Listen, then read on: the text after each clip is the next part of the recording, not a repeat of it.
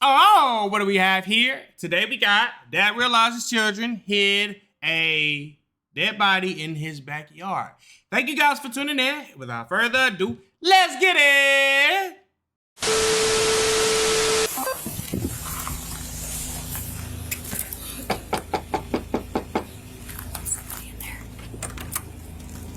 Hi. How are you? Good. How are you? Kiddo's home? Yeah, they're sleeping. Police are speaking with Manuel Guillen Sr. Living inside his trailer are his son Manny and his girlfriend Brianna. They've been hiding a horrifying secret from their families that this detective is about to uncover. Hey Manny, hey Brianna, is that your pocket Yeah. for me? You guys know why I'm out here trying to talk to you guys. So. A year ago, the couple killed their daughter, buried her body in the woods near their trailer, and continued living as if nothing happened. Over time, Brianna's family began to grow suspicious, tipping off police that something is seriously wrong. By the time investigators catch on to the lies, both killers would walk free, leaving their families and detectives to confront one of the darkest and most tragic discoveries of their lives. They killed her. I know we did. And I know you've been lying to us. Tell us what happened. Right there? Yeah, she's very good. We in for a good one, y'all. We are in for a good one. That's the deal here.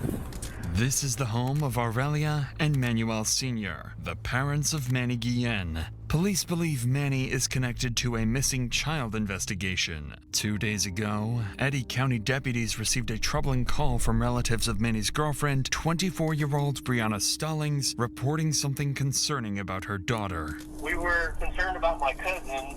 Her name is Brianna Stallings, and we've never seen her with her baby anymore. She blocked us all on social media and everything. She's with a guy named Manny Guillen. Brianna's cousin would go on to explain that the family hasn't seen Brianna's daughter in nearly a year, and that one of the last places the child was seen alive is right here, at the residence of Manny's parents. These officers are here simply to conduct a welfare check. Unknowingly, they are moments away from stepping into one of the most disturbing murder investigations of their careers. Oh. I can't see in there.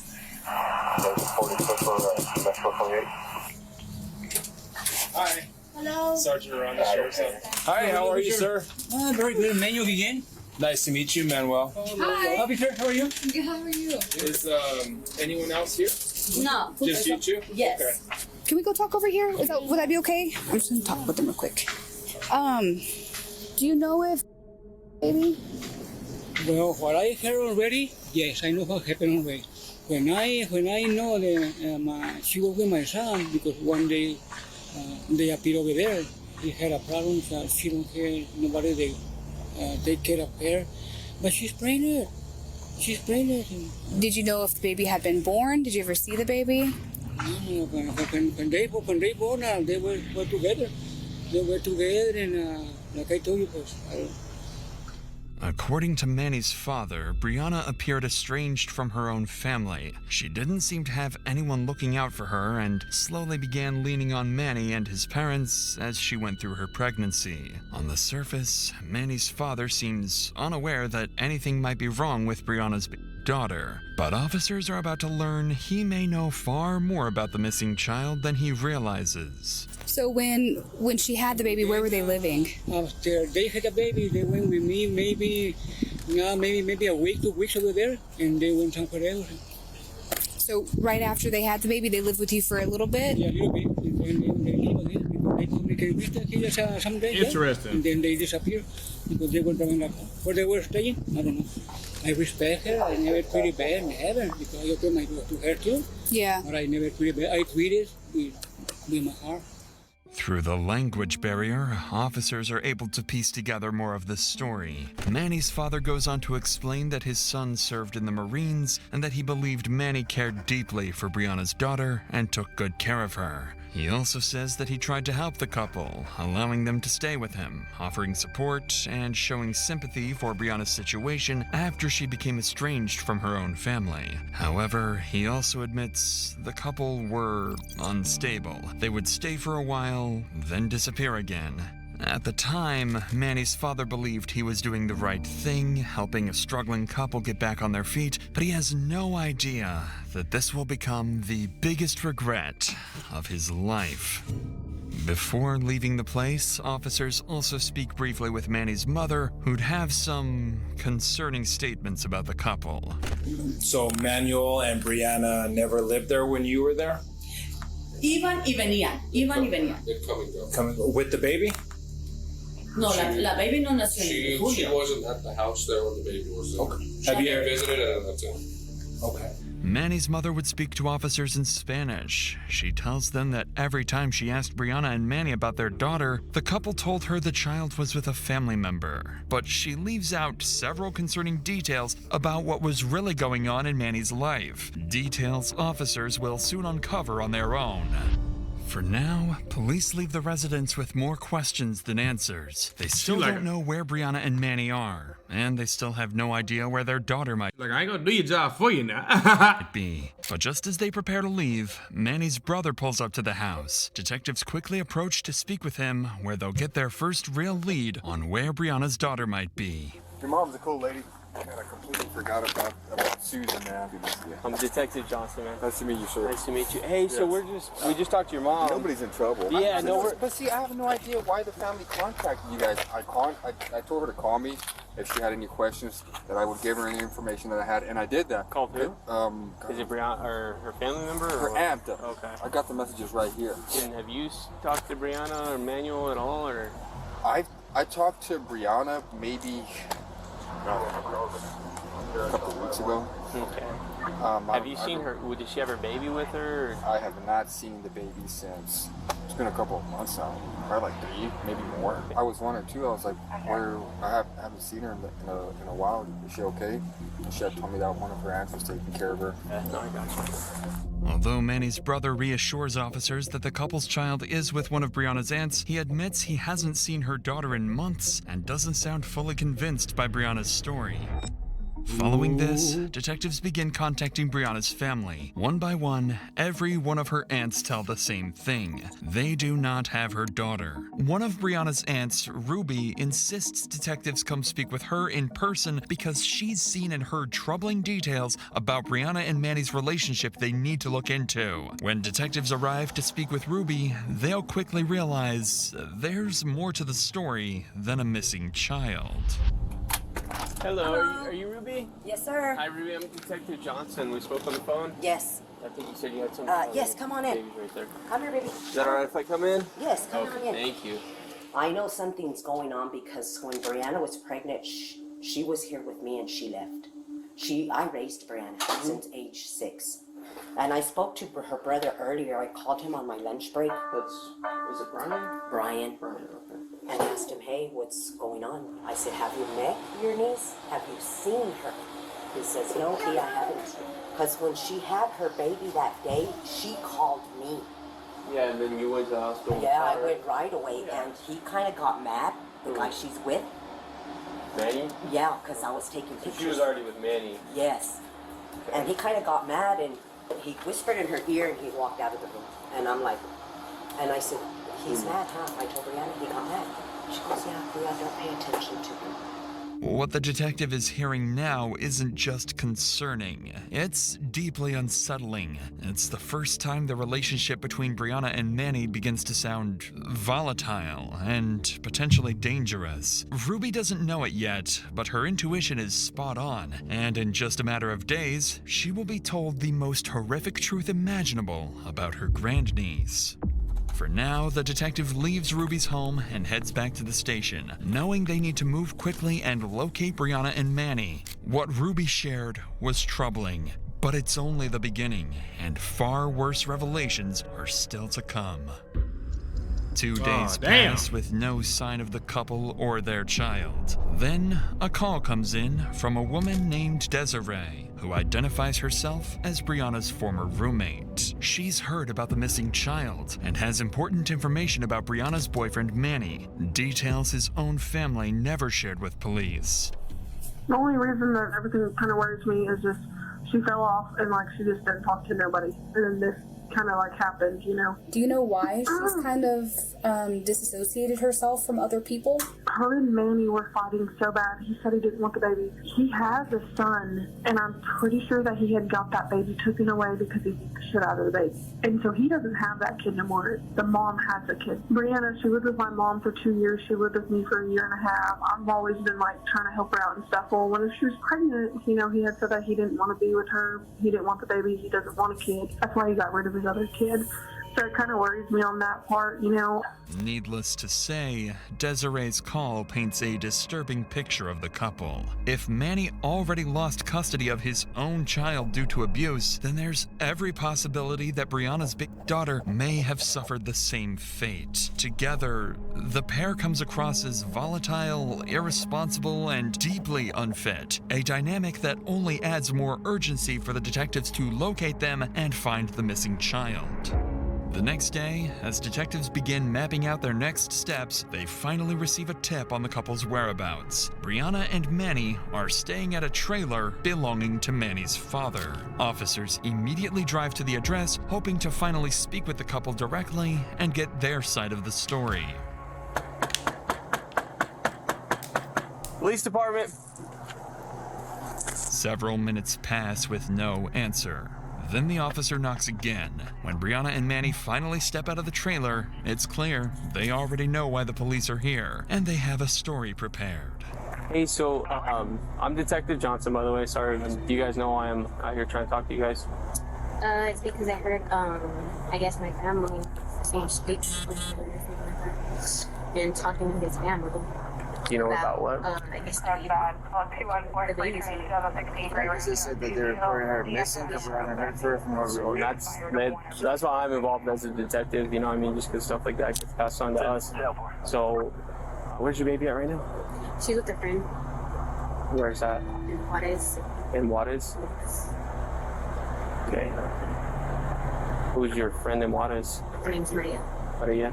If you don't mind, I'm just going to talk to you guys individually real quick, and then I'm going to talk to both of you quick. So can you just hang out with him for a minute? Sure. And can I talk to you over here? Yeah. So, obviously, I don't know your personal life. I don't know anybody. I'm just trying to get it all figured out. And No, that's fine. I'm just mad because... You're upset? Yeah, because I don't talk to them at all. They're annoying, and they're all in my life. And that's one reason why I told them, because I used to live with my aunt Ruby. She would put me through hell, like hell. Like what? Like, she would always yell at me and say I'm stupid and I don't know what I'm doing, this and that. So, I don't like her knowing anything of what I'm doing. She's very annoying. And then, like, her dog coming over here saying, like, about my business and whatnot. That's one reason why I blocked them. Is your friend, I mean, did you take your baby down there? Or Yeah, I put her down so she can take her because I'm going to get a lot of stuff for her. So how'd you guys end up, so when did that happen? That happened, when did you like, hand her over to 2 months ago. 2 months ago. Brianna's explanation sounds reasonable. Her family constantly interferes in her life, and she doesn't want to deal with them. She even speaks negatively about her aunt, Ruby, claiming she was never supportive of her. Nothing about Brianna's story immediately raises alarms, so to verify the details, the officer moves on to speak with Manny separately to cross-check what Brianna has already said. This is when a small discrepancy surfaces, one that will mark the beginning of the couple's story falling apart. Hey man, so can you kind of just give me the rundown of everything going on? Alrighty, so as far as I know, like her family's been trying to get a hold of her because I guess they haven't been in touch and want to know how she's doing and the baby's doing. And she spoke to a couple of family members. I think it was her aunt or brother or some shit like that because they messaged her.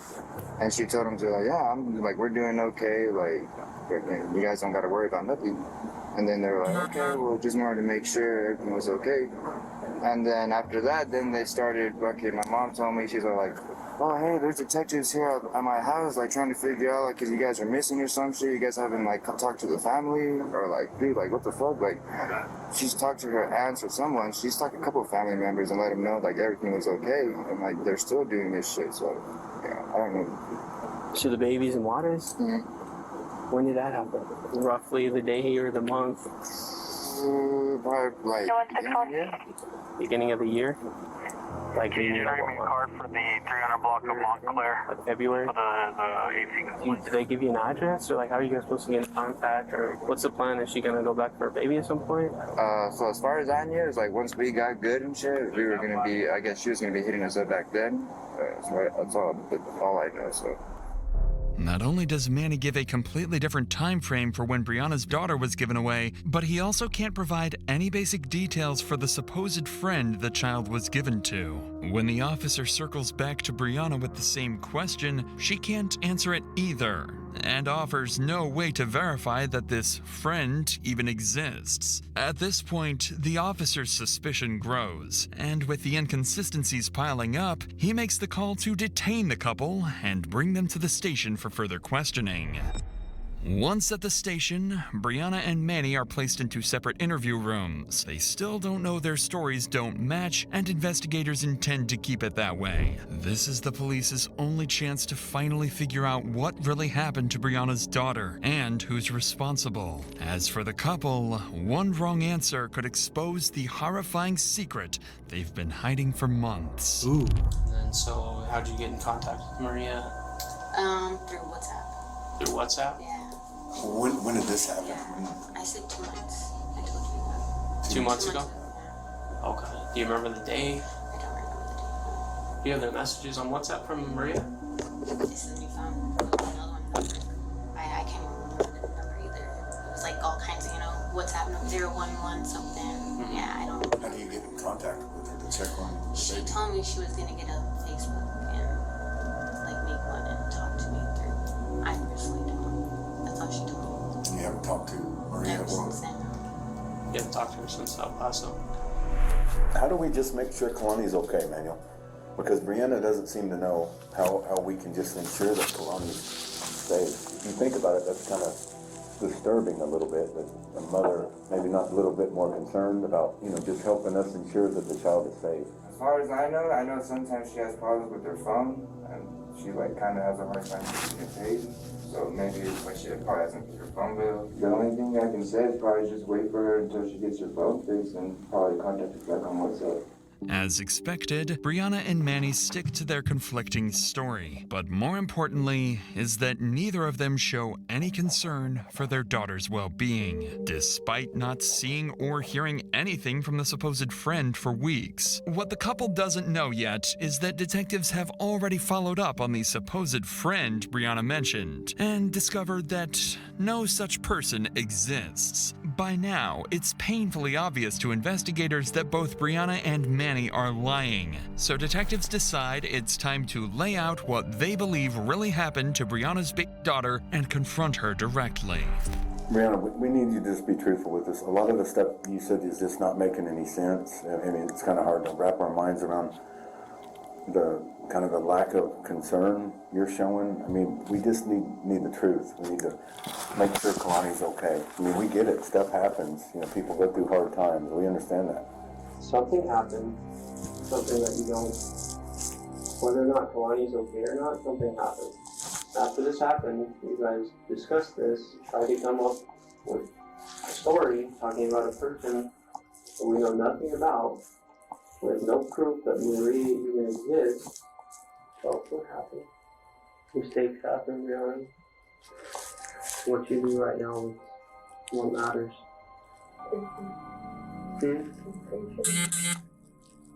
Right? Brianna finally breaks and confesses to killing her daughter. After this admission, she becomes visibly emotional, and for several minutes, detectives are unable to get clear answers from her. As they slowly piece together her statements, a story begins to form. Brianna claims she fell asleep on her daughter while they were in the car, accidentally suffocating her. Panicked, she and Manny buried her daughter's body in a remote wooded area where it has remained for nearly a year. After the confession, detectives decide to give Brianna a few minutes alone to collect herself and to reconsider the story she's choosing to tell. Because even now, she's taking full responsibility and insisting Manny had no part in what happened. When detectives return to the room, they know what they need to do next. Convince Brianna to be honest about Manny's role and where her daughter's body is buried. Hi, Brianna. Brianna, how are you? I'm Sergeant Rodder. Doing okay? I'm Sergeant Marion. Can we get you anything? Do you need water or anything? Do you need a snack? Okay. She just confessed to murder, and y'all talk about how she doing. she finna go to jail.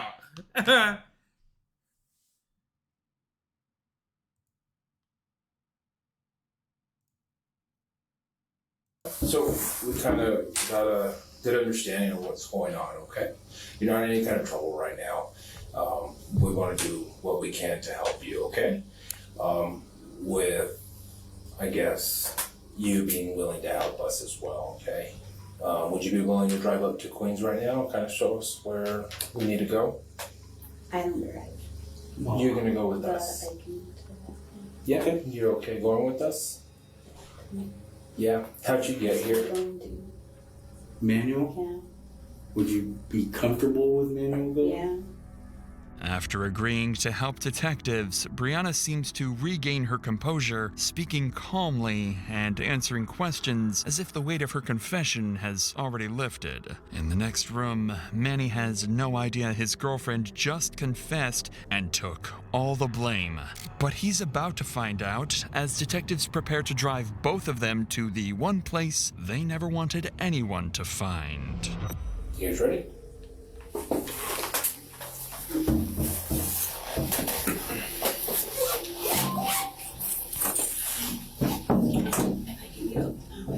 You okay? Yeah. Alright. My legs are kind of like, because it's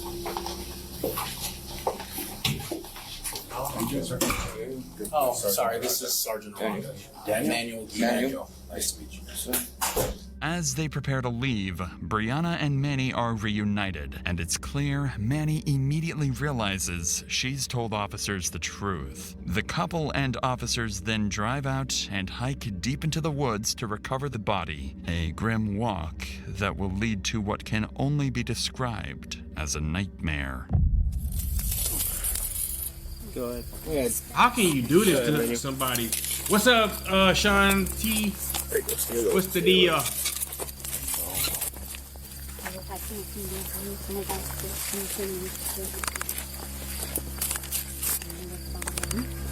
Like, how can you do this to a child? Don't worry about me. Got it. Standing right here where the rock's at. Where the rock is? Where the rock is. I'm sorry? The big old rock is this one? The one right in the hot spot. Yeah. Right there? Yeah, she's buried in That one just sticking out there like a big old pimple. Oh yeah, what you playing? with all those So- stakes or thing. She's underneath the rock? Yeah, she's underneath it. Yeah. Those rocks. Start walking back? Yeah. I would have been like, yeah, I'm gonna have to dig that up. I want to see it. Oh, that's pretty cool. Okay. So, I don't want to keep you guys out of the loop just because you guys came down here, showed us all this, but we're going to do stuff the way we do handle it. And so, what we're going to do is we got to get a search warrant, of course, but we're going to bring out our other resources and we're going to do this the right way, okay? We're going to hold off. We're going to secure this. Do we It's gonna have be your a phone couple numbers and days. stuff so we can get a hold of you guys? Well, we got to give them. We got to take them back home. Oh yeah, that's right. Yeah. Sorry, I forgot about that. So it's not like we're just coming, marking, and then leaving. So I just want you to know that that's not what we're doing. So it's going to be a long process, okay? You're 100% certain that's the spot, though? Yes. Okay. I think we're good, man. We've been marking it along the way. By now, officers believe they've found the burial site, but because it's already dark, they halt the search until the following day. Before Brianna and Manny are allowed to leave, detectives instruct them to return at noon. For now, the pair isn't being detained and are treated as two people who may simply be caught in a tragic situation, at least based on what they're admitting. A far cry from the real truth behind their lies, a horrific truth that police are just hours away from discovering.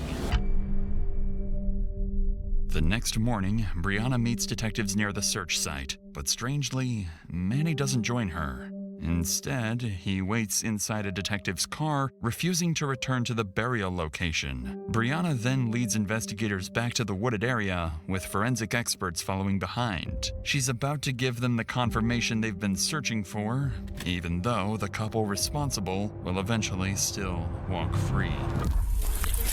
What you mean they're gonna walk free? How?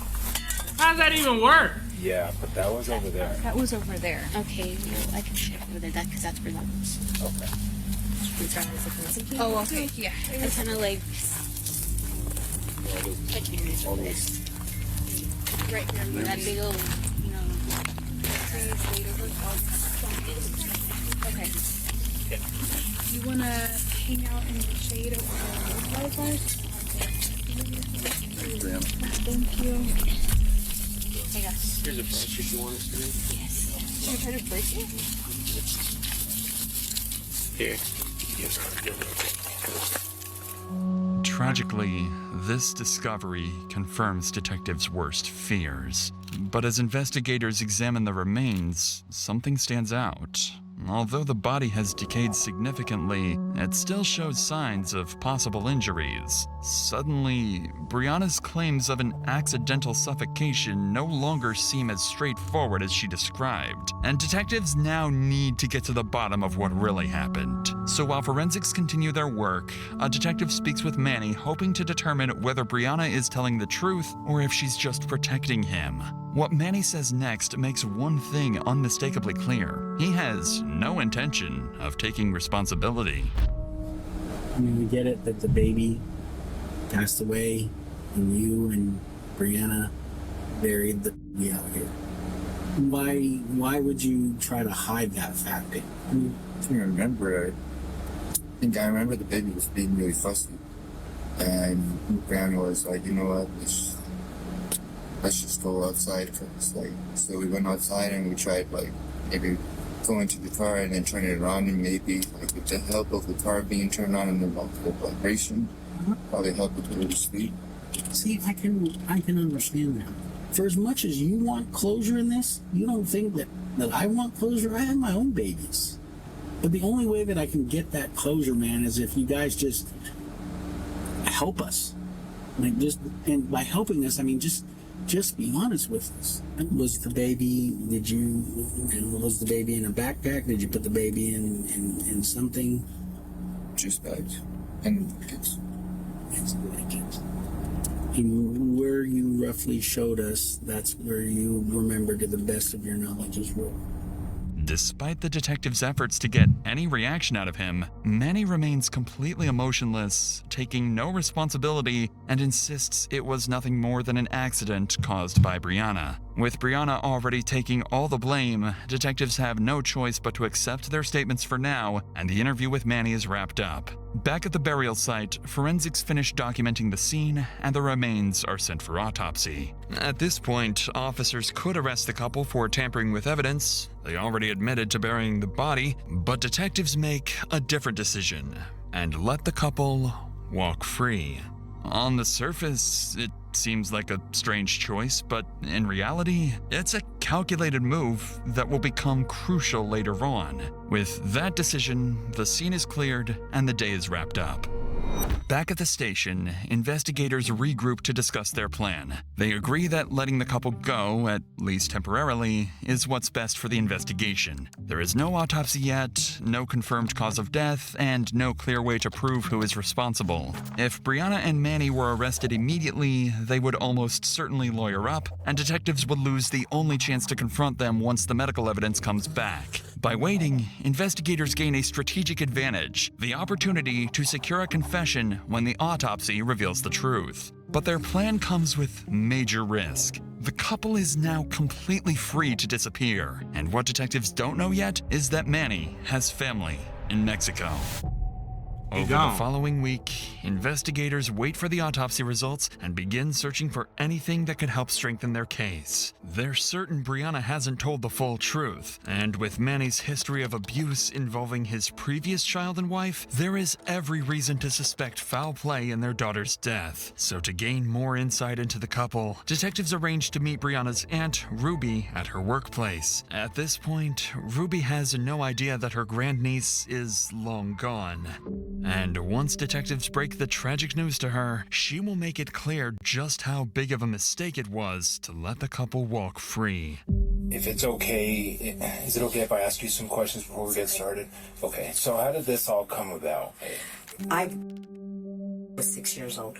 I've had her. She lived with me at age 23. She left.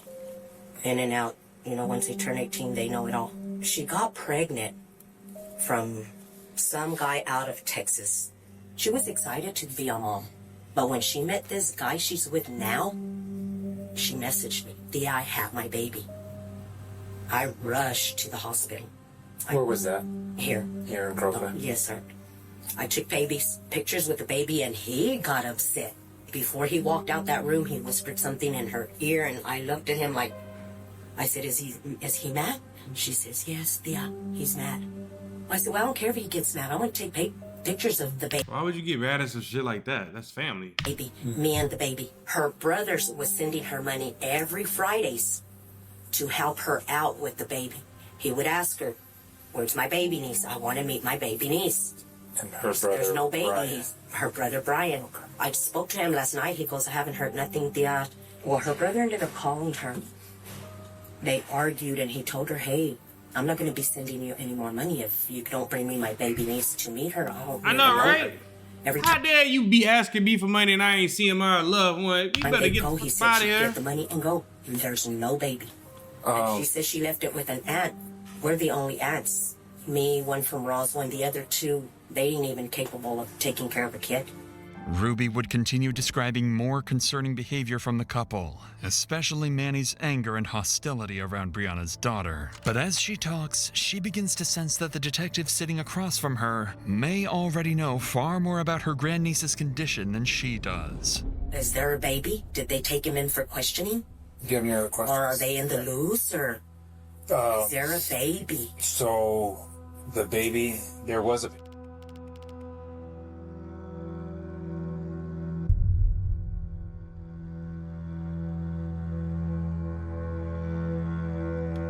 But y'all found her. I know, but we still have... I know, and this is part of the judicial system that we have to do. No, they should be locked up. They should be locked up. Taking her to her doctor's visits or anything. So, it's still under investigation. There's still a lot of questions we have, okay? Well, what are they saying? Again, we haven't really spoke to them, okay? They're going to be gone. Detective Johnson. If you go find them, they're going to be gone. He's had his family in Mexico. He has family. His mom's from Mexico. They have family in Juarez. Through her grief, she warns them about something they hadn't fully considered. The couple could already be on the run, especially with Manny's connections in Mexico. Additionally, her description of Brianna as a follower only reinforces what investigators heard before. It's starting to make sense to detectives why Brianna would take the blame, even if Manny played a bigger role in what happened. By now, though, how could you even be involved in no shit like that? Like, baby, you ain't doing nothing to my child. Ruby is devastated, knowing she will never see her grandniece again. Her reaction is far more emotional than anything detectives have seen from Brianna. But sadly, The tragic news doesn't stop there, because Ruby is about to hear the most disturbing part about her grandniece's death. They killed her. He killed her. I know he did. I could have had that baby. I could have raised her. Do you know who the dad is of the baby? No, we don't know him. Nobody knows? Nobody knows who he is. The baby has been sent up to Albuquerque for an autopsy. How many months was she? So you're going to do it before she turned 1? Probably. Oh my God. I don't know how old she was exactly, but I'm guessing a month to 2 months. Oh. When she passed away. My God. So she. Oh my God. Again, I'm just going off the information that I was told. I bet that he stopped breathing because all he did was, when I got to that car, it smelled like bad, like weed. I bet that he couldn't even breathe. Why are they still out in the news? Well, will you know about the autopsy? It takes about 6 months. God, they'll be gone. They'll be gone. That's why we don't want them. We don't want to spook them, one. And They've already got spooked. The minute y'all discovered that his body, they are gone. They're gone. I know they're gone. Ruby is justifiably furious. She wants justice even if it means putting her own niece behind bars. But without an autopsy, detectives still don't have definitive proof of how Brianna's daughter died or who is responsible. That's Making crazy. an arrest now could jeopardize the case. With that uncertainty hanging over the investigation, detectives wrap up the interview with Ruby. At this point, they still believe waiting is a safer option. But that decision comes with a dangerous consequence. It gives the couple exactly what they need. Time to run, disappear, and make sure they're never found.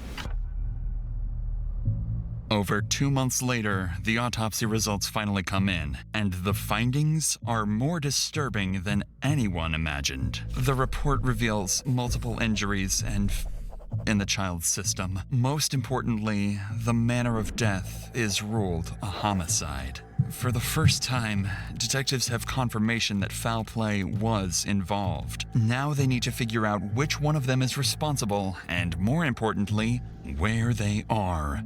Detectives are quickly sent out to search for the couple, but they're nowhere to be found. Days turn into weeks, and every possible address comes up empty. It begins to look like Ruby was right all along. The couple may have disappeared for good and gotten away with the murder of her grandniece. 8 full weeks pass, and still no sign of Brianna or Manny. Then, in February, detectives receive a tip that the couple has returned and is quietly staying at Manny's father's trailer at a nearby park. It's the first real lead since the autopsy. Officers are dispatched, but they're told to keep the encounter calm and convince the couple to come in voluntarily. The goal is to extract a confession, not spook them into running again. Minutes later, they arrive at the trailer park, hoping this time the pair won't slip away.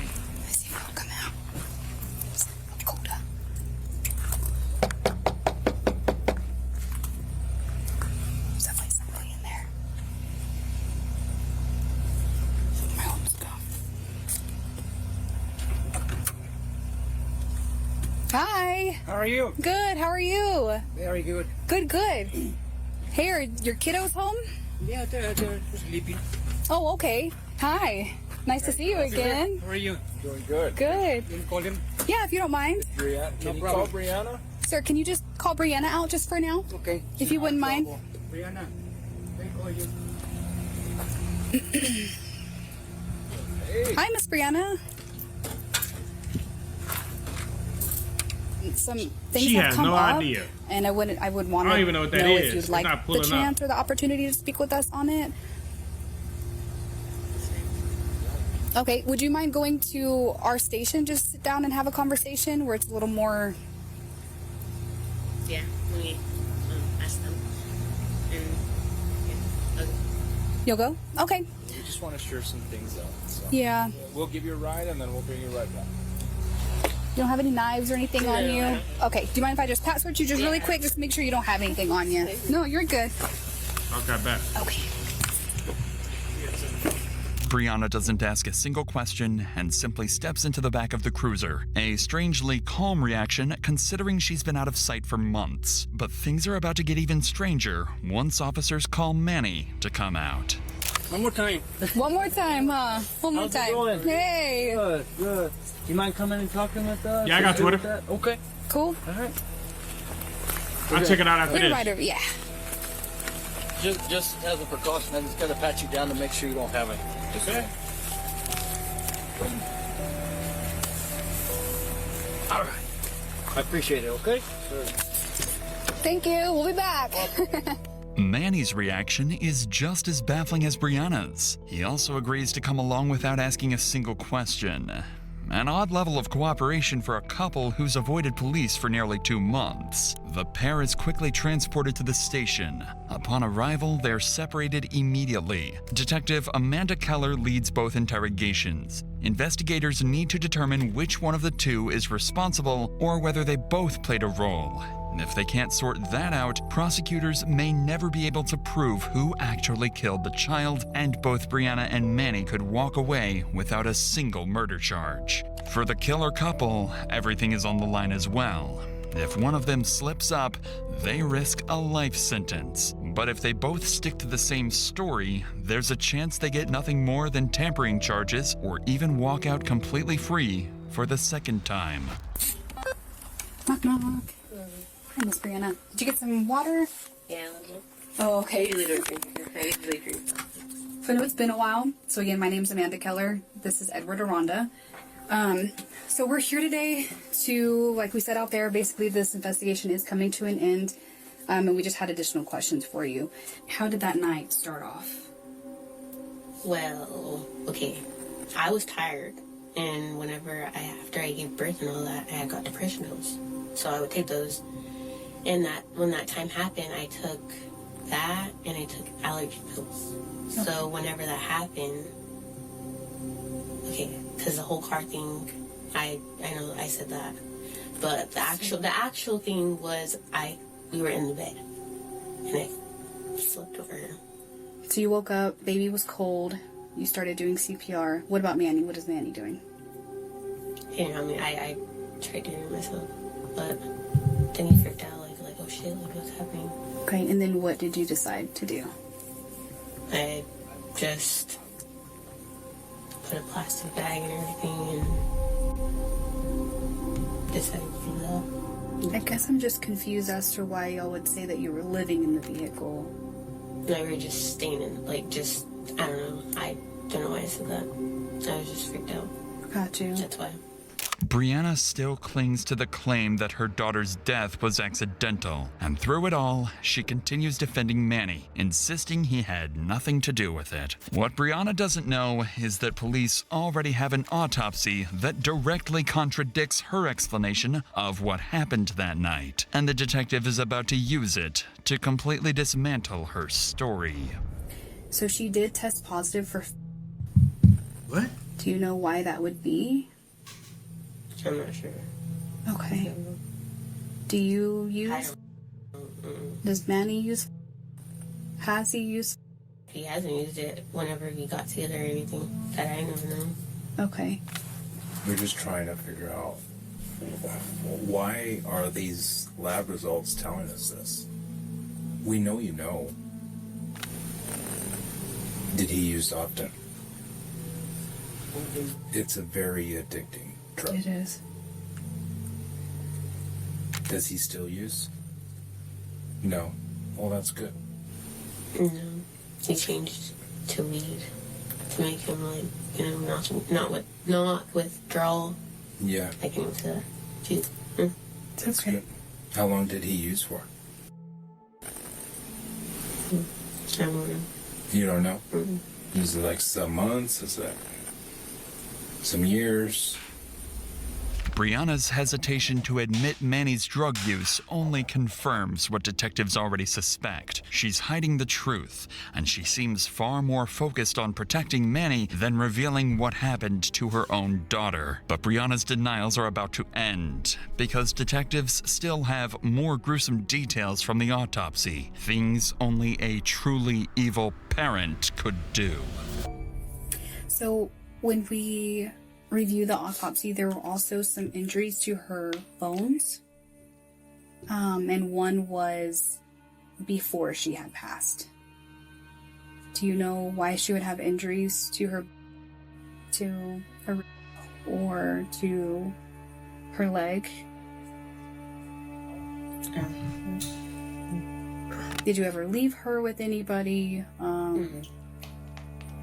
So it was primarily either you or Manny around her at all times. Did you really fall asleep on Kalani? Yeah. That's what killed her? Were you guys arguing and he may have taken it out on Kalani, or was she upset? I just feel like he didn't like the crying all the time. This was just one time? I feel like it's all the time. All the time? But when you hurt her, was this just one time or was this all the time? It was just once. Once. He would never, like, That shit never crazy. just that time. So he just lost his cool. It's kind of out of hand. He seems like a real mellow guy. Yeah. It's not that. I just feel like when he went to the military, I feel like it changed him. Yeah, absolutely. Yeah, and that can happen. And if you don't get help for it, it just kind of backs up. I was like that once too. Then I got help because I was always trying to kill him. Yeah. For the first time, Brianna isn't blaming herself. She's hinting that Manny may have played a role in the child's death. It is at this point, detectives decide to pause the interrogation and give her a short break, worried that she might shut down completely if they push any harder. But when they return to the room, something has changed. Brianna can't hide the truth any longer. She's about to break and finally reveal what happened to her daughter that fateful night. Do you really think he's going to be honest, or do you think he's going to put it on you? I'm not really sure. You feel me? I'll be like, you did it, not me. That's why we're giving you. It's fine if you tell it. It's fine if he blames me. Why is that fine?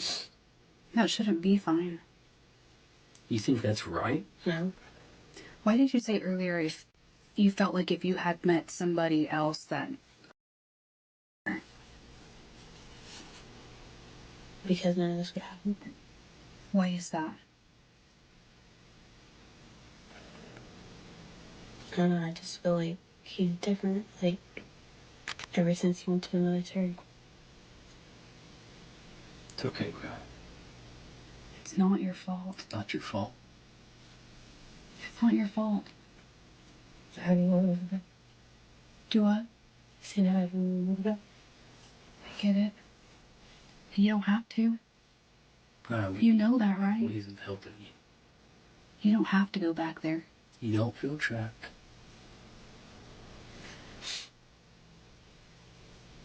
You don't have to go back there. Why do you blame yourself, bro? Because I have nowhere else to go. You can find somewhere for you to go. You know your family loves you. I know you fight. Sure they do. They do. I'm sure.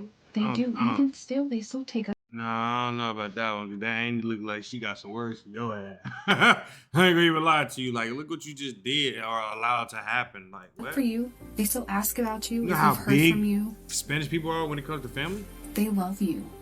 They do. Itty culture. Regardless Thank of what's you. happened. Not my Aunt Ruby. All my life, I've lived with her. She would give it me. Brianna, this is the first step, though.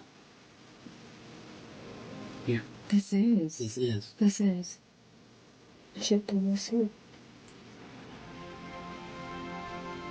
But it's okay. But you're doing it now.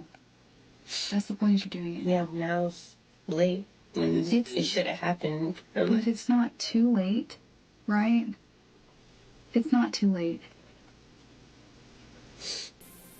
Do you feel safe, Brianna? Is what we're getting at. Do you want our help? Do you want us to give you a little bit of time to think real quick? We'll find you a Coke. Try to find you something. I feel safe. I just, like I said, I don't know what he's gonna How he's gonna do. react. Like, yeah. If he asks him stuff like this. Brianna's lies are unraveling before her eyes. She says the military changed Manny, insisting that if it weren't for him, her daughter would still be alive. As she breaks down, even the detectives grow emotional. With Brianna's side of the story now revealed, detectives wrap up the interview and move her into another room, ready to question the person they believe is the real killer. This time, their strategy is different. They plan to confront him with evidence almost immediately and see whether his version of events aligns with Brianna's. But after avoiding consequences for more than a year, Manny still believes he can talk his way out of trouble. And the worst part is, he might be right. Just get your pain in mind, they have bolts in there, just whatever one you want. What kind of medication did you take that night? I didn't take medication. I took pills. So what does that normally do to you? How does that affect your body? It knocks me out. It does what, I'm sorry? It knocks me out. Knocks you out, like just makes you tired? Just puts me to sleep, just out cold. Okay. Okay, so even in that time, right, she can't hold her head up, right? She can't crawl. So she's very dependent on somebody, right? To hold her, to move her, right? She can't just put something in her mouth or however. Okay, so how would she have... So who else could have been around her? His ass did that. Why would you do that to a baby, bro? Somehow. No goodness. Okay, that doesn't make sense to me. Do you see how we're kind of... Facts. That doesn't make sense at all. How did the baby get a hold of it? That's what I don't understand either. Manny's admission to taking the drugs only further confirms detectives' suspicions. At this point, he is their primary focus, and investigators believe he's the one responsible for their daughter's death. So they stop circling around the topic and decide to fully accuse Manny of murder to see if they can break his story and elicit a confession. This is your knee, essentially, right? And right here it was injured. Do you see that? It's more of a, this is like an actual, this is more of like a... diagram. Yeah, like here's your, right? And then it's right here on the corner of that finger. Do you know why she would have had injury right there? No, miss. The only thing that, from what I would know, the only thing that worried me was her probably being, because whenever we did do the CPR, that's what only caused the injuries that I would know, like. Nobody ever yanked her leg or nothing like that? No, sir. Okay. Manuel, I'm going to be honest with you. We know what happened. Like, the facts don't lie on the autopsy report. Okay. We know that the injuries occurred before death. Alright, so that CPR doesn't play a fact. Okay. So, medical examiners have a way of proving injuries before death, because the bone will actually start to try to heal almost immediately. Does that make sense? You're still getting blood flow and all that kind of stuff. I don't know the science behind it, but based off what happened, the injuries were prior to death, meaning she was still alive when the injuries occurred. All injuries. Does that make sense? Let his ass take As some detectives continue laying out the evidence against him, Manny sits stone-faced. This is the moment where everything hangs in the balance. With all cards on the table and murder accusations in front of him, Manny could shut down the entire interrogation, ask for a lawyer, and refuse to answer another question. What happens next will determine not only his fate, but Brianna's as well. Just tell us, man. I already know. She was being fussy, and I got upset, and grabbed her by her leg and yanked her, and she wouldn't stop crying, so I sat on top of her. Okay. And that was it. How long did you sit on top of her? Not long. Maybe like a minute. Maybe less, a little bit. I don't know. What the fuck? Until what? She stopped crying. And then that's it. When did you know that she had died?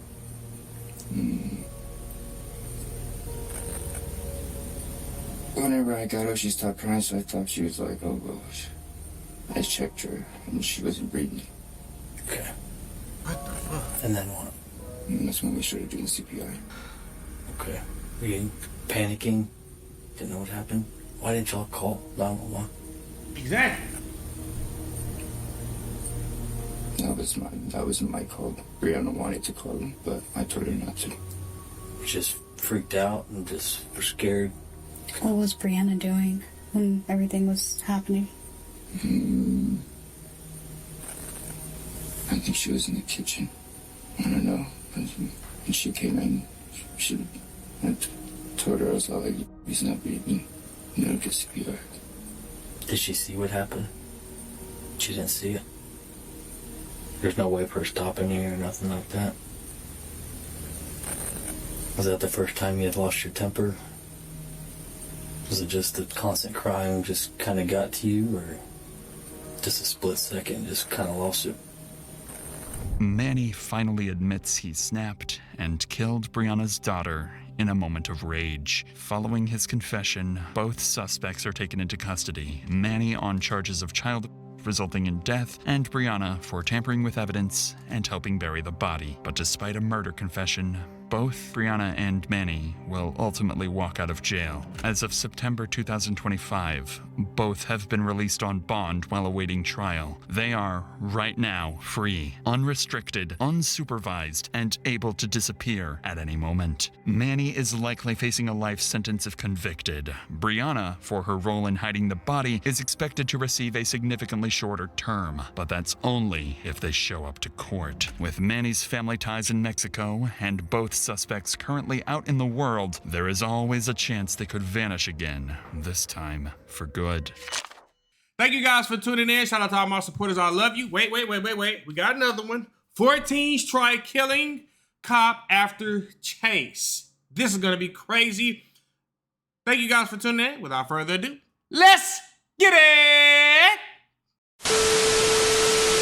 I'll kill you. Stop. Trying to kill my partner? Those aren't wanted criminals, but children aged 12 to 16 who had just stolen a car. Watch as they take police on a run and even try to kill one of them. What? Y'all gotta be stuck on stupid. You know what that brings, right? When you're trying to hurt somebody of a caliber of an officer, you might as well just boom, you know? By 3 times. Young male black juveniles.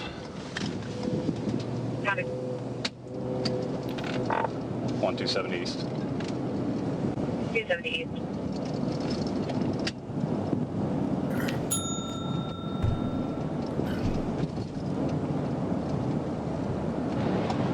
Do I have anybody up by 71?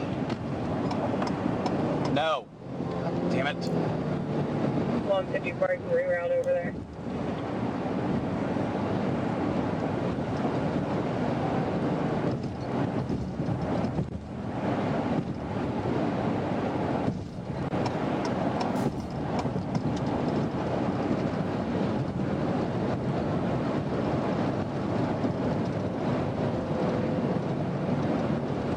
I'm gonna try 70 here at 71.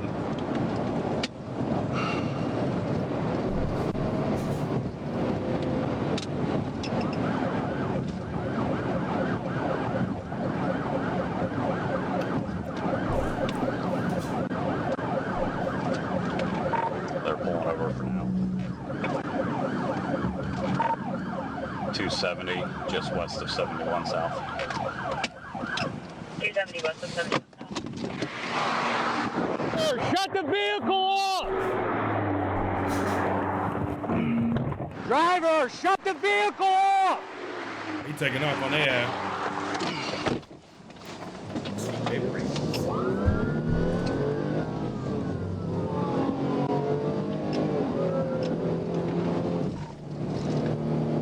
Alright, they're just fled from me, and the back passenger leaned out of the car, pointed his finger at me. 71 north, they're leaning out the vehicle still. I can't see if they have anything in their hands.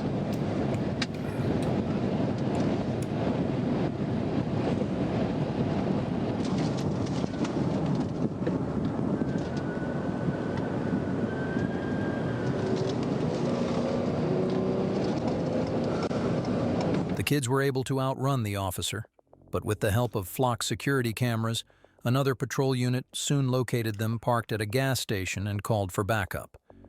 What happened next was nothing short of a movie scene. All right, I think it's backed into a handicapped spot in Turkey Hill. I'm about 90% sure this is the vehicle. Let me know when you're close and I'll try and swoop it.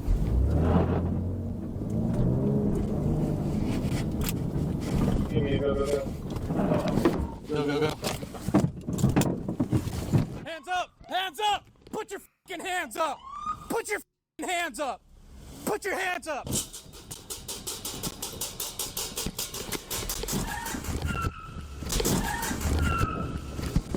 Stupid. That was dumb. What you thought you was gonna do? I will kill you. Stop now. I will kill you. Yes. What? Trying to kill my partner? Yes. No, I'm not. Stop.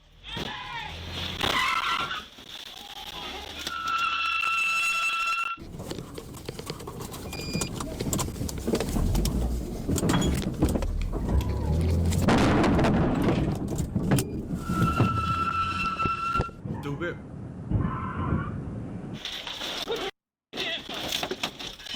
Put him up. Put him up. That was stupid. Come here. All Stay right, here. All right. Other hand. I'm getting out. I'm open. No. You're going to stay right there.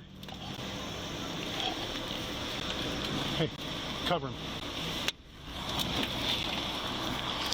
Don't move. Actually, put it in park. Okay. Put it in park. You, put it in park. All right, Yeah, y'all just threatened to say it was going to kill all right. Yeah. I can't get to the gear shift. It's still in drive. Try the back seat. Try the back. When are you going to break my arm? I ain't going to break your arm. I'm just holding on to you so you don't try to put it in drive again. You already tried to drive over my partner one time. I feel like you want to snap. You already You tried to pull over stupid. my partner one time. Dumbass. You about to go to jail. Like, what was you thinking even doing this? You already got a charge for stealing the car, baiting the cops. Now you doing this, boy. Stick a fork in you, you're done. I'm only going to give you one of those. You I just let wrecked the my car. partner's in the back seat. Well, I'll let go here in just a second. We don't got nothing on it. Can you do me a favor? Yeah. Hold on to this. Hold on to this arm so you can't put it in here. Y'all going to end up breaking my arm. Come on, Mom. It ain't moving. No, can't. It's peeled. It's 79797. Step out. Step out. I can't. Step out. Turn around. All right. Turn around. All right. Put your phone down. Keep your hands up. No, bro. Hey, don't point that gun at my brother. All right, bro. Y'all ain't got to throw it. Go in the store. Orange hat needs detained too. No, bro. What you mean? He walked out of the car. No, he didn't. Really? He didn't. Oh, tell me trying to go over this. Hey, I don't got no shoes on. Hey, big TRS, big bro. Big Honda boy, keep it 100. Hey, big TRS, big dog. Just stupid. Bro, listen, I'm getting right the back out, dog. Keep it 100. Big TRS, big dog. Keep it 100. Big Honda boy. What's in the back seat of this car? 2 of the other juveniles involved had already stepped out of the car before police found them, but they were soon discovered and taken into custody. The 4 were aged 12, 13, 15, and 16, yet they didn't show even a hint of regret for what they had done. Keep your hands up. Just stay right there. You with me? Yeah. See you got to crawl over? Yes, I am. Yep. Hold on, man. Let's clean up the seat. All right, my man. Keep your hands where I can see. You're going to come on out here. When you come out of the car, you're going to face right this way, okay? Can I get my phone? Nope. Hands up. Face right this way. Crazy. Like that. Right, there you go. Palms together. If I ask you a double cup or whatever you do, make it like 10 more times. Yeah. Is this your car? Yes. There's a bunch of stuff in that back seat. Oh, yeah. It's from the 4 that I was on.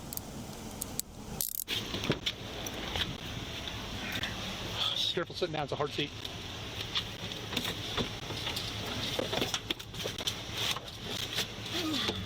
After stealing the car, I need to go steal a track. Yeah, we're really sorry that that happened to your car. We'll of course take a police report. We'll get all the information that we can about these guys. This is a stolen car that they stole out of Grove City, like just a little bit ago. Do you have your information for the car? It's registration? my fiance's. I Okay. think it's at home. I don't Is even it? think it's in the car. Okay. I think the Is it registered to her? Yeah. Okay. Are you able to pull up maybe some information about her so that we can get that going? He's trying to ram you guys? He tried to run me over. He was ramming the cars, and then I had to put my car in. He looked at me, put it in gear, and drove right at me. You're coming with me. Let's go. Step out. Can I get my shoes? Can I get my shoes? No. You can get your shoes later. What you mean? Why are you laughing, dude? Cause, dog, you almost just broke my arm. I didn't break anything. Yeah, you did. Shut up. Have a seat. How old are you? 14. Jeez. Yeah, that car's still drivable.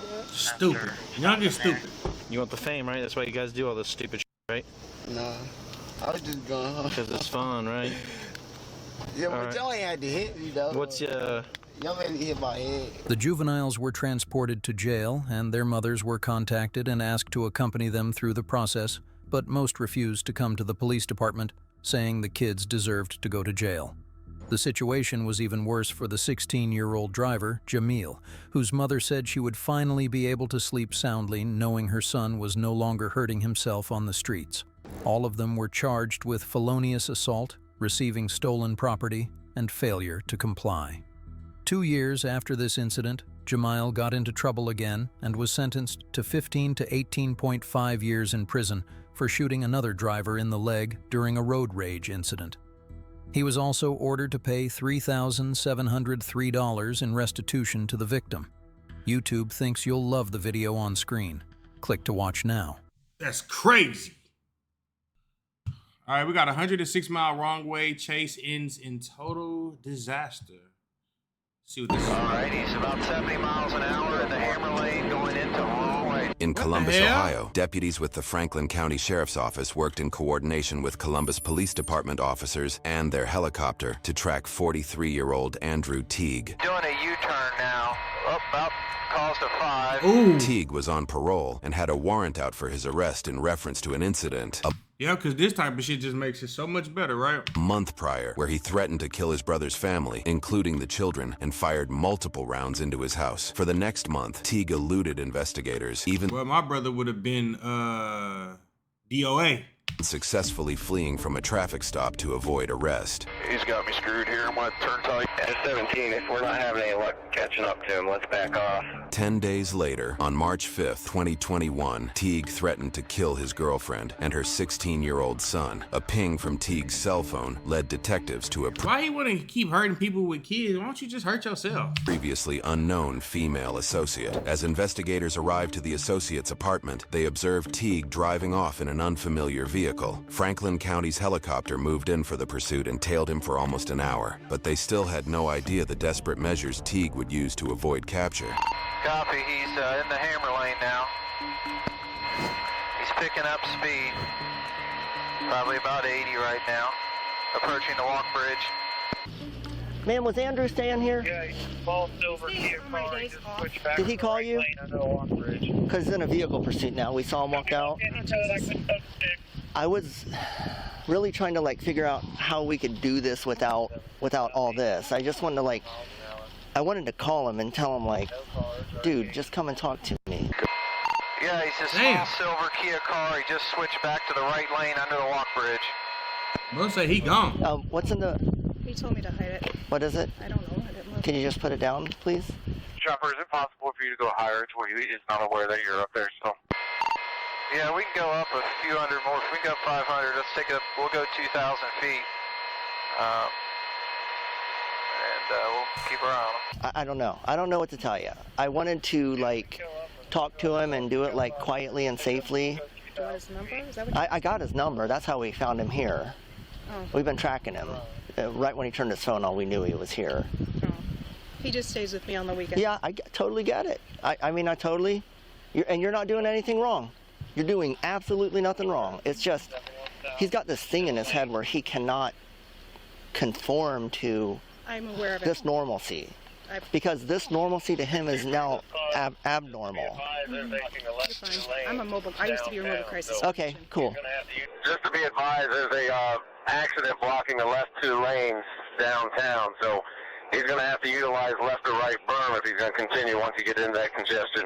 Do you know how much gas is in the car? I don't even know what car he has. It's a little gray. That's mine. 2080 is the last four. No? No, I have a... It's a little... It's a Kia? Kia Rio. I think he just filled the tank. Chopper, if we can get some cars set up just north of 670, 71 south, and we can funnel them into that ramp and spike them, you guys can organize that. Does he call you? I mean, did he call you when he said?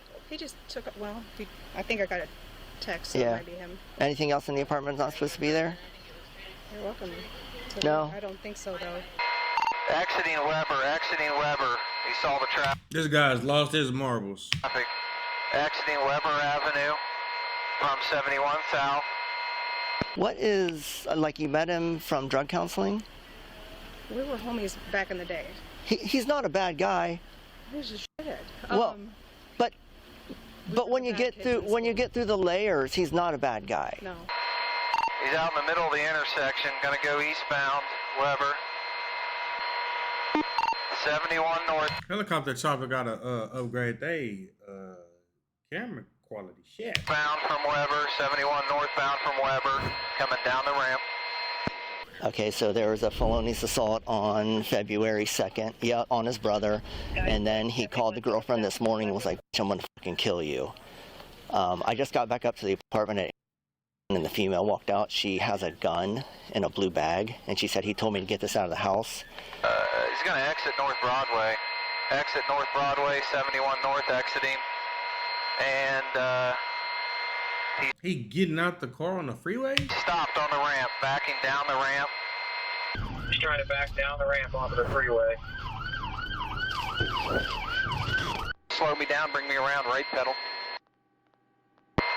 He's backing down the ramp, backing into traffic, down the ramp. Damn, this is crazy.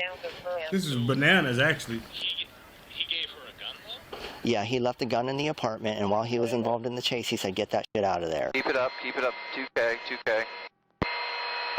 71 northbound, and right lane, going underneath North Broadway.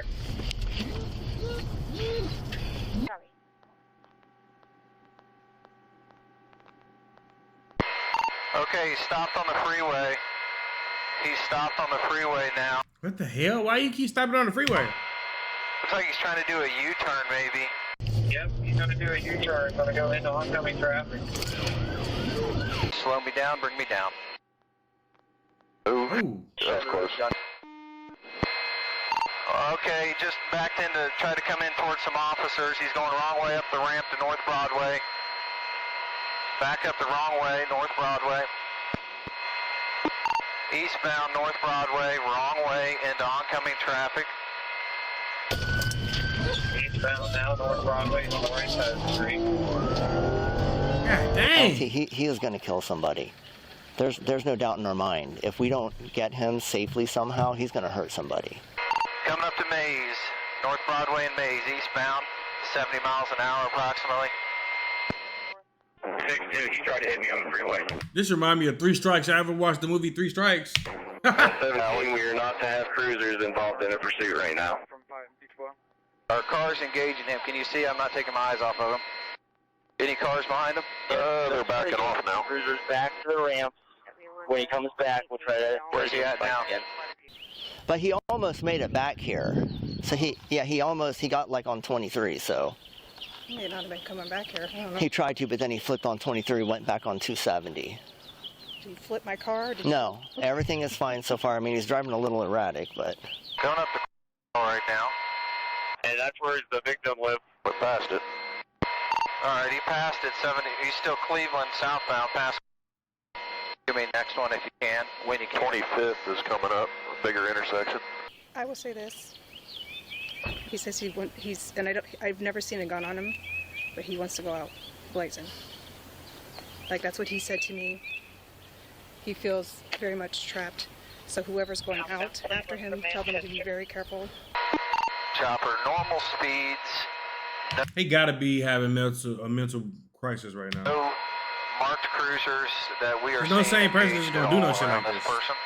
You grew up with him? We knew each other when we were younger. Way back in the day? Mm-hmm. And we're both the bad kids. Seems like you turned it around, though. Yeah. Well, if he comes 12th way, comes in. Go, go, go! We'll just reverse the plan. Sean will come up with 15 and their 9, and 12 will have it from the rear. So passing over the track, going over top the railroad tracks. He can get nowhere in my car. It's just a 4-cylinder. Poor baby. All right, he's gonna work through a red light here. But yeah, but we're not gonna, you know, like pursue him and stuff like that. I don't think that's in our policy anymore. So. Senior cruisers, make sure you back off. If he wants to go to Reynolds, let him go to Reynolds. Looking like a westbound turn on 5th Avenue from Joyce. So they just letting him run around? Or what, they gonna follow him until he run out of gas or what? Normal speeds. We don't have any legal reason or means to hold you, so. Okay. Just be careful. You can tell Chris what. So Chris, he told her that he's not going back. Yeah, he's not trying to go back to prison. Even though I know he didn't want to check in with you, which... Oh, that's like the least of my worry right now. It's his own safety, the safety of the community. I mean, everyone's at risk right now. Chopper, he slowed down now on some traffic. Approaching. What's he approaching? Behind that flatbed truck. Traffic's jamming up. Might be able to get in there. There he is. Up there. Go behind him. Go behind him. He's stopped in the middle of the freeway now. I don't know if he's decided to commit. He's in the berm lane now, 270 north, well short of Broad. Stop. Damn. 2 county cars behind him. He's going the wrong way on the freeway. 2 county cars have engaged him. He's wrong way now into 270.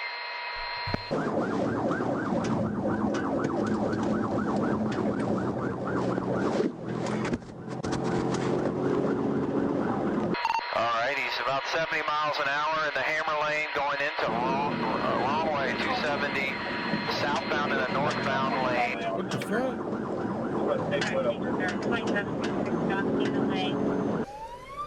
He's gonna crash. That's scary, man. Easy now. Wow. We're gonna be coming up on East Main Street still.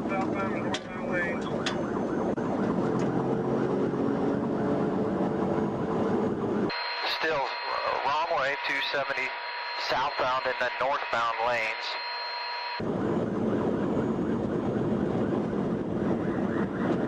I'm trying to stay in like a berm or nothing. See, passing Livingston?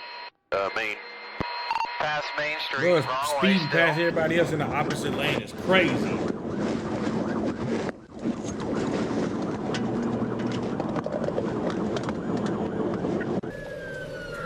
Hey, Caroline, go ahead and back off. Go ahead and back off of it. Go ahead and back off of it. Let him try to take an exit if he's coming up on 1. Out of spot situation, on at 7 eastbound, walking the 27 southbound lane.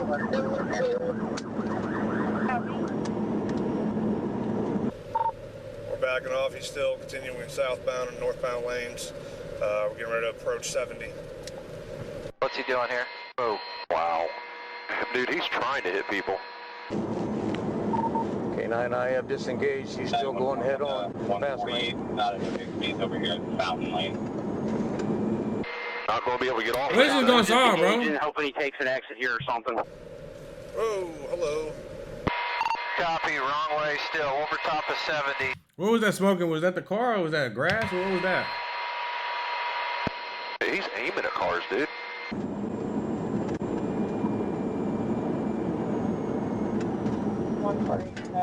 This is not a good time for us. Oh, boy. He is not making any attempt to swerve out away from vehicles, oncoming traffic. There's somebody about to tear his ass up. Oh, Lord have mercy on my soul. Chopper is up at 2,100 feet here. What the hell? We're still high. It's 270 southbound, south of 70, wrong way. I'm not engaged, but I'm still southbound because there's nowhere to get over. Coming up to 104. A refugee, I mean. I don't know why he didn't take that turnaround. Because he's slow. coming up to Refugee now. Still wrong way. In the hammer lane. Oh, there it is. Oh! Alright, Oh! head on. Oh! Yeah, just kidding. Oh, code 4, code 4. 10-5, 10-5. Start medics, heavy rescue radio. Neighbors back for help now. They hit one head on. He's trying to get out of that car. He ain't getting out of that. Don't go in too heavy. Go, go, go, go, go. Oh, hold on, they're freaking.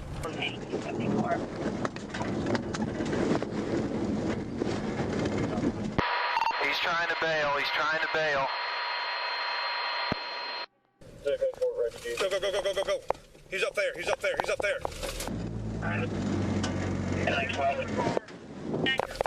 He's bailing out of the car. He's got a gun. Oh God! Shots fired. All right, it's about to get active. Shots fired. 10-5. There. Get his ass, dog! Oh yeah! Did do it, Judge? All right, we got him in the center of the freeway. Hands up. He about to jump off. He's walking. He's running southbound in the berm of the northbound lanes.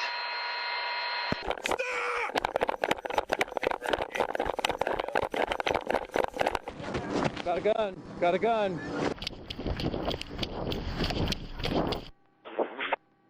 County car is close. Get down!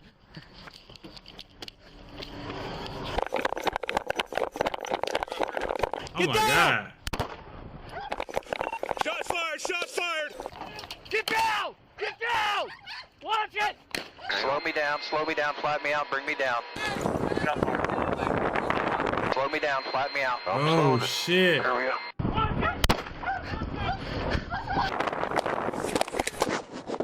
Oh! He didn't get any hit. He just fell. You just shoot him and tase him. Suspect down. Suspect down.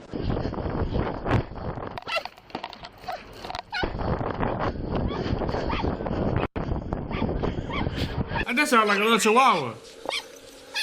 Where's he at? Right here, laying down. Careful. All right, Chopper, I can't tell if we've got shots fired or if we've got a tasering. Keep the air clear. Start medics. You good? You good? Hands! Hands! Let me see your hands! Hands out now! There's the victim car he hit head on way down here. I don't know if anybody's got out of it or not. Chopper, we get him secure. We need to get somebody up to that victim car he struck head on, please. If we haven't already, let's get somebody up to that victim vehicle right now. I got it behind you. I'm pulling up.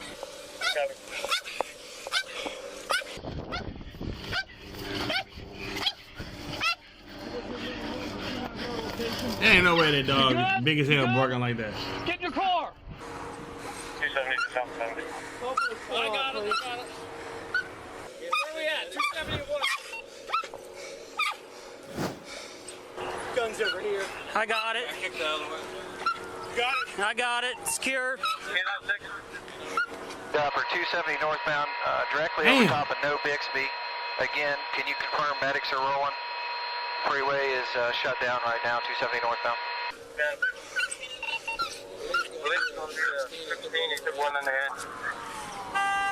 All of that for what? You did all of that for what? What was the point of that shit? Like, what did you accomplish with this? All right, we got 3 cars. 3 cars totaled on the freeway. We need to get them some help. I don't think there's nothing I can do with a tourniquet. He also struck that red semi that stopped in the freeway. We haven't seen any movement out of that other victim 5A vehicle. We did fire 3, but he was going down on the fire. Okay. Did you fire 45 people? Where are they? You got gloves on? 270. Grab them. Let me put some gloves on. I fired. Okay, okay. All right, good, good. Are you good? Yeah, I'm good. Chief, there's no pulse. He's got one in the head. There's nothing to do for. You're fine. I'm just documenting. We can't give him first aid. We're fine. Did he shoot or did someone else shoot? You know, I know that they said that they were involved in a shooting and they were giving first aid to the suspect. Camera's on. Let's on coffee. I'm hot. Start CPR on him. Starting CPR. I got it. I got it, Mike. Radio, suspect is secure right now. We have officers tending to him, multiple officers. Freeway is shut down. At least 2 other vehicles involved in this 5. Chopper, we copy. We have units and medics in route. Your car is done, baby. Well, I saw him. He finna go somewhere else besides prison. As he got out of the car, he pointed the gun. And so I started running up. Yeah, I know. He fired a couple. He shot at us. Yeah. As we were coming through, that's when I heard all the pops. I think it might have been from you on the other side. Yeah. I couldn't see him because I saw him look like he was trying to carjack somebody. They said they have no idea, but there's no movement. Oh my God, out of which one? The car that he hit. Is he by himself in the car? Yeah, it looked like it. People hurt up there? Oh, we've got several hurt. We should have ended this an hour ago. I'd rather have a car crash than a shootout. And we'll probably need a couple more 24s. Copy. I'm 270 at Hamilton. Yes, this will be for the driver of the 5. I know you're probably terrified. Are you okay? You okay? Okay. Yeah, all right. You're not hurt or anything? Okay. Did you see everything? Right up there. Okay. You mind sitting here and waiting? Okay. You okay? Yeah. Okay. All right. It would have been bad anyway. Anyway. Anyway, you would have approached him. Like, I don't think he ever had a gun here, but I don't know. I don't really look through this stuff. Well, there was a gun in the bag. Was there? Which that And he was he was waving a gun while he was driving. I guess I should have looked, see what the hell it was. I didn't. Do me a favor. Go in and have a seat in your car. Okay. Just relax. Being ordered to have a seat in my car by Sergeant K91. Keep the camera on. Camera is on.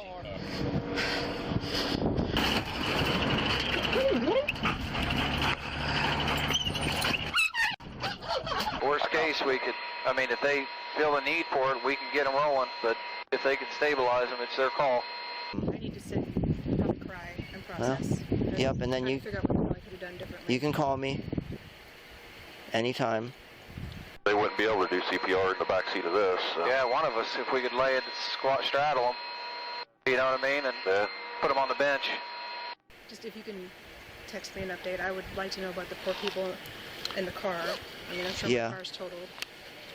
I know that last I heard they said 90 on 270 in going the wrong way. Chopper, your medics are coming in from the south and then This shit done, baby. I mean, it's still an option if he's critical and they need to get him there. 7 is, Hey guys, are there anybody injured in the other vehicles? I don't know if Up there, there's a major injury up there. It's situations like this where I think, could we have done it differently? I mean, we've been looking for him since February 2nd. And it's been like this. It's been like we've been within 200 meters and then poof, he squirts on us and he fled from... Consistently here. Yeah, he definitely was. He fled from Blendon Township 2 weeks ago, doing 90 miles an hour on the inner city streets. Yeah, we were trying to set up stop sticks and he stopped just south of Broad Street. And we were getting out to do a felony stop, but that's when he went in the opposite direction. So we backed off, turned our lights off, and there was nowhere for us to turn around until right here. And that's when he code forward. 141. Go ahead. Madison Township 181, pronounced at 604. Copy, Madison Township. 43-year-old Andrew Teague was pronounced dead at the scene, and an autopsy later revealed that he suffered gunshot wounds to the head, trunk, and right arm. A toxicology report indicated that Teague did not test positive for any drugs in his system, though a bag of white powder and another bag containing a green leafy substance were found in his pockets. Officers quickly located a .40 caliber Smith & Wesson near his body, which Deputy Severance had kicked from his hand during the arrest. Investigators discovered 2 casings covered by traffic cones in this photo next to the vehicle Teague was driving. Both matched Teague's firearm, suggesting that Teague fired immediately after exiting the wrecked vehicle. The fact that there were unspent rounds in Teague's firearm and that Officer Kiefer reported to see him rack the slide back suggests that Teague's firearm may have jammed. According to the Franklin County Prosecutor's Office, a grand jury declined to indict any officer for any wrongdoing. Thankfully, the driver of the black Honda survived the collision with minor injuries. A subsequent interview of Teague's childhood friend further illustrated his state of mind leading up to the shooting. I knew for the past couple of days he's been more agitated, and I don't want to say paranoid, hypervigilance is what I'll use because it's not psychotic, so it's not paranoia. He was always constantly looking out the window, or looking out my window. Mm-hmm. That's Which crazy. I do it too because I'm nosy, but it felt different with him. He didn't say these verbatim, but he said,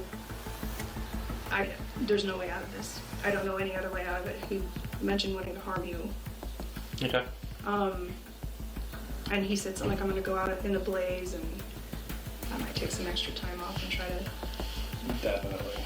figure this one out. Take care of number one first. Make sure your mind's right. You can call or text me anytime.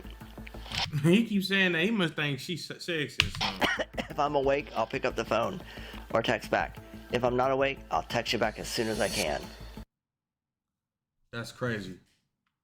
Hey man, real quick. Thank you guys for tuning in. Shout out to all my supporters. I love you, and that's it.